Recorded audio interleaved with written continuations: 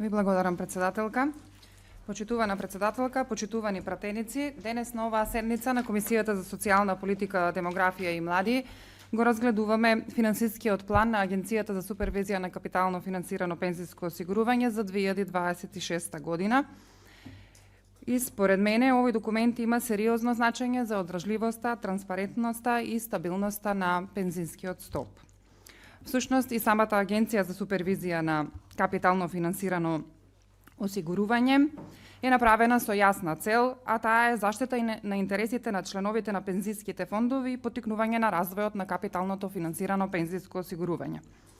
Овој план, како што кажа и членот од Советот на експерти и представник од Агенцијата, е направен врз основа на реализација на финансискиот план од 2025 година и согласно другите активности во 2026 година кои Агенцијата ќе ги има.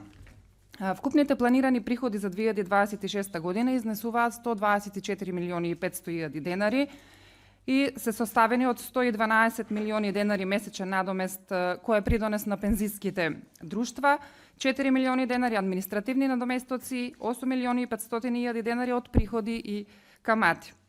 Во финансискиот план имате дел каде што се предвидуваат и расходи, кои се во висина од 124 милиони 225 илјади денари и евидентно е зголемување во повеќе категории, како што се потрошни материјали, гориво, канцелариски материјали, IT, кажа и представникот. Значајно зголемување имаме и кај ставката за интелектуални и други услуги.